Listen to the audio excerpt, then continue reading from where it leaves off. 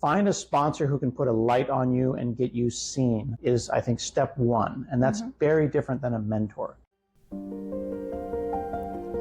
Welcome to the Unspoken Wisdoms micro podcast with me, Rita, your go-to guide for your tech career journey. In this episode, we will be talking about how to get noticed for the right reason at a big tech company with our guest speaker, Scott Hanselman, the Vice President of Developer Community at Microsoft. Welcome to the show, Scott. Thank you for having me. Let's dive into today's episode, which is very intriguing for most of us. How to get noticed for the right reason, especially at the big tech company. What is your thought and your top 3 wisdom about it? It's really challenging at big tech companies because there's just so many people, right? Like, for example, we work at a company with 300,000 employees, and it's very hard to get noticed. And to your point, you want to get noticed for the right reason, not the wrong reason. Yeah? Right. I feel very strongly about finding a sponsor. You and I have talked before about the difference between a mentor and a sponsor. Yes. Sponsors can put a spotlight on you. They can give you visibility, while a mentor can just give you a lot of advice. So for example, you just give me a question and I gave you some advice. You should do this and you should do that. That's fine, but then we press stop and then you're like, well, I guess do I do this advice? But if you said, how do I get noticed at a big tech company? And I said, Rita, I've got a meeting coming up. I'm going to do a small presentation. Maybe you can do a segment of my presentation. You're going to get visibility. You're going to be lifted up. You're going to put us, and you can do that to someone who works for you, and they can do that for someone who works for them. So find a sponsor who can put a light on you and get you seen is, I think, step one. And that's very different than a mentor. And what is number 2? I think putting yourself in situations where your work is being seen without it feeling like you're bragging. I think a lot of people in large companies, and we have a very diverse crowd of people, so we have people from different cultures, people from different backgrounds. It's not automatic to brag. And bragging is not natural. Be like, Rita, I worked on that project and I'm the best. I did the most work on that project. That's not what I'm talking about.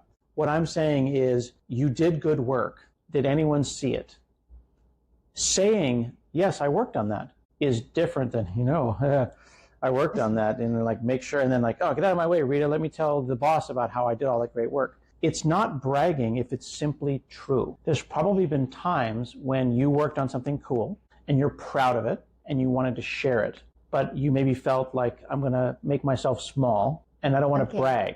Yeah. So when you hear the word brag, you're thinking, well, I'm small, I'm going to brag. No, I'm just saying lift your voice slightly more. Make sure that, is there a newsletter that went out to talk about that project? Does your boss know about that? Does your skip, your boss's boss, know about that? And do they know it was you? Because they should be bragging for you. But some bosses will just be like, yeah, the team did a great job. And then you get nothing out of that. So it's a partnership between you and your boss to make sure that you're more visible and that you find the right amount of bragging that's appropriate for your personality. But to start with, do you need to be self-advocate to tell your boss that this is your expectation? Yeah, I think that's great. I love that term, self-advocating. You don't want to demand stuff, but you do want to say, I expect that I'm recognized for the work that I do, and I enjoy being thanked for the work that I do. And visibility for everyone, I think, is important. I have a team of 30 people. I didn't do all that work. They did that work. So I, as a boss, also need to recognize I am standing on their shoulders.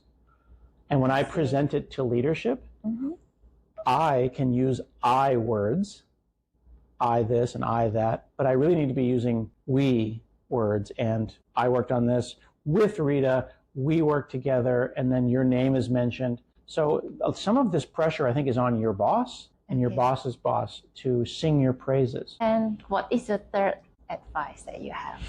I think that you do this really well, so I'm going to give you some flowers because you do a lot of things that are not your main day job because you want to make opportunities for people. You're building community, and in doing that, I learned who you were. And I say, oh yeah, and then people will say, oh, Rita's great. She brought this speaker to come and talk to us, and da-da-da-da-da.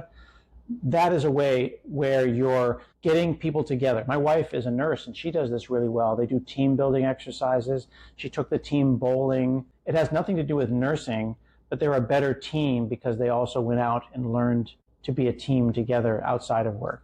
You do that really well. Thank you.